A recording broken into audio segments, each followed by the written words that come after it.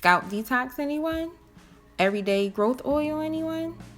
So what we have coming to you is showing you how to properly detox, cleanse, refreshing your scalp prior to placing any oil. It's really important. So basically here we have the Scalp Detox and our Everyday Growth Oil treatment. Before you use it, of course, you want to shake it up. Our detox is really important because of the simple fact that you want to use that first prior to this oil. Any oil that you're applying to your hair, if you're just placing oil on top of a problem, it's not going to be effective.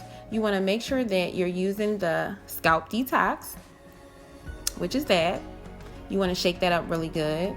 This is going to help refreshen your scalp, remove any debris that you may have, any buildup that you may have, especially when you're taking out braids or things of that nature. Is really key and important to use a detox, a refresher, to basically freshen up the scalp.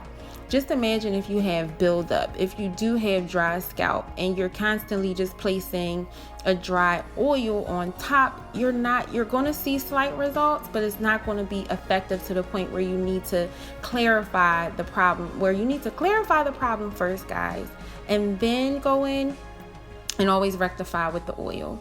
So here you'll see me, of course, sectioning is very important, guys. So I'm sectioning Ryder's hair, and basically I'm putting a detox all through her hair, and this will just help refreshen her scalp and basically keep that healthy pH balance that she needs before we apply any oil or to her hair. And basically I'm gonna do 4 sections, as you can see, and it doesn't have to be a neat 4 sections, and you're just going to go through it. And if you look really closely to her scalp, you can see the white residue from us basically just taking out braids. So that's really important, guys. It's good for children, it's good for adults, it's really good to, clean your scalp, clarify your scalp properly. Imagine just taking out braids and the only thing you do is go to shampoo it, condition it, and then apply your oil, whatever type of growth oil you're using. You're not really rectifying the problem. You're not really getting to the root of the problem naturally. You're basically just placing a topical product on top of a problem. So therefore, we're coming to you to give you this scalp cleanser, scalp detox, scalp refresher, whatever the case may be. It does all of those things. We're bringing this product to you because it's going to help clarify those problems naturally. I remember years ago when I was a salon owner, around, I think this was the year 2012, 2013, I had a client who had really bad flakes. Her scalp was super dry. It was no oil producing from the scalp at all, very flaky. So I went in and used this exact product that I'm using on my daughter now in 2020, on her hair in 2012, 13, and we were very consistent. Every visit she came, we used the scalp cleanser, the detox that you see me using now, to basically help rectify that problem. Guys, even to this day, her scalp is not flaky like that anymore. Her scalp is just amazing. And even though granted she's not my client anymore, but her scalp is nothing like how it used to be. And the crazy part is we always talk about that, and it's really good. So yes, guys, the importance of hydrating your scalp and your hair properly is very important. That is my favorite word, guys. Important, because it's very important and imperative to effectively detox, cleanse, clarify your scalp prior to placing anything on it. And then when you do place things on it, and we'll get into that later in this video, you don't want to apply something too heavy. You want to make sure that the oil and the essential oils that you're placing in your hair, it will first be effective, and 2, won't be so heavy that it will clog the pores. That's important too, guys, because when you clog your pores, you can get thinness from that too. You can get thinness, right, or so silly, but you can get thinness from applying the wrong oils to your scalp, and that would then in turn clog your pores and then make it thin. So here, guys, you'll see me, I'm done basically putting the scalp detox on, and I like to have her go under for about 5 minutes. That's it, no longer than 10, especially for children. That's very important. And I just like to have it sit under the heat. It's important. It'll help penetrate, so on and so forth. So, okay, guys, we're done. And I only let her sit for 5 minutes, like I said. That was really important. And here is a dryer that we just hook up to our actual blow dryer at home because we don't have an actual sit under dryer, and it does wonders. So this is her actually being under the dryer and saying, "Mommy, it's hot." So I kind of took it off and cooled it down for her, and then just basically called it quits because you only need 5 minutes under there anyway. So yeah, that's exactly what we did for her. And then we cooled the setting down as well because Ryder is very extra, just like her mother. So yeah, guys. No, this dryer is very important. It was only $9.99, guys, so go get you one. You really need something like this because it helps, like I said, penetrate the product to your scalp and to your hair shaft. It's really important. The heat opens up those pores, opens up those cuticles, and allows for whatever product you're placing on there to penetrate even better.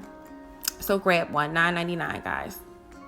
So here we are shampooing Ryder's hair. Basically, we took her from under the dryer and we placed her, of course, at the kitchen sink. Everything that I do is to teach you guys how to achieve these things at home, how to do these things at home, what to do exactly right at your kitchen sink, how to achieve healthy, full, curly, or even just straight, whomever, proper hair. Okay, so right here, we're just going to thoroughly rinse her out prior to placing any shampoo, conditioner, so on and so forth. And the reason why I don't condition Ryder's hair first is because basically she has a nice, healthy balance. Her balance is excellent when it comes to her hair because we take care of her hair at home. As you can see, there's no straight pieces. She has a full head of curls, is very thick and full, and so on and so forth. So I'm going to go right into shampooing it.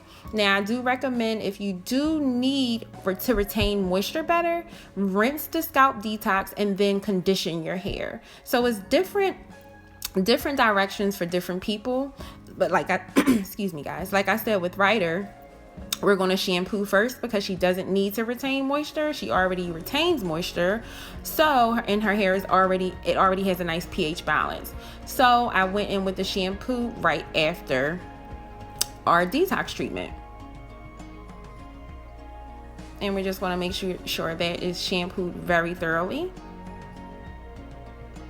As you can see, her beautiful curls, even with the shampoo in her hair.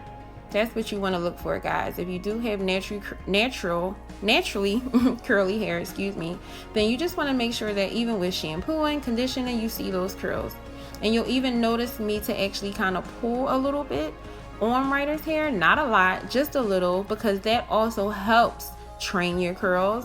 They won't be so stuck to the hair. That's something that I do all the time. That's why Ryder's curls lay like that while I'm shampooing. That's another trick to help not necessarily loosen the pattern, but to make it more manageable. The goal is not to loosen your pattern, but it is to make it more manageable. You don't want to look like you have a chia pet sitting on top of your head. And those curls, you can manipulate your curls when it's wet. Your hair is, when it's at the wet point, is at the weakest point. Always remember that, guys. Okay, and this is the shampoo. Just rinsing it out. This is our second one, if I'm not mistaken. Thoroughly just getting that all out. Definitely want to make sure you shampoo your hair for about 2 to 3 times after the Scalp Detox if you're not conditioning first, or whenever you do shampoo, because you just want to make sure that you get that potent smell that just the Scalp Detox has. You want to make sure you're completely getting that out. Always know, guys, your hair is clean when the water rinses clear. If the water rinses clear, your hair is clean and no residue or anything is left in it. So that is when you want to stop rinsing your hair. That is how you know your hair is properly and thoroughly cleansed and free of any residue. Like I said, if your water is not running clear, then guess what? That means you have something left in your hair. So you're going to notice that I'm going to run this thing until it is clear.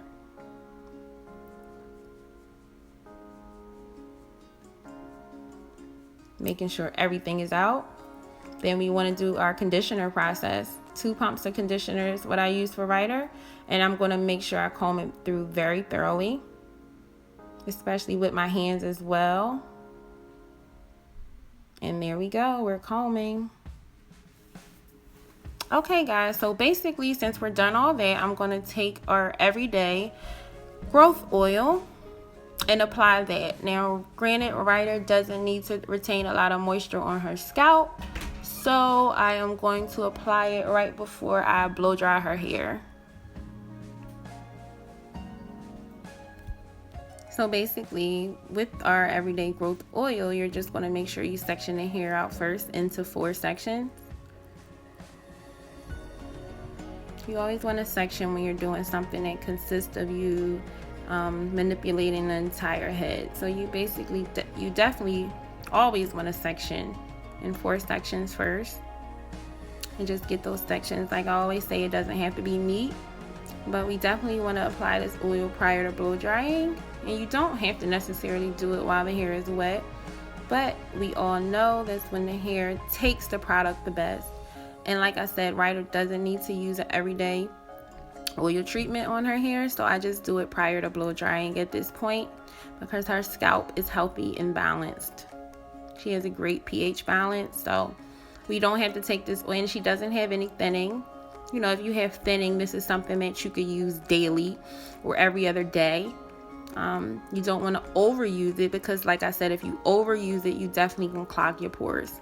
The purpose of the oil being put in a roller bottle is because I noticed with a lot of people who use the dropper, you overuse the oil. So yes, guys, I basically didn't want you to overuse it, and I wanted you to use it correctly. But that is definitely the end of our video.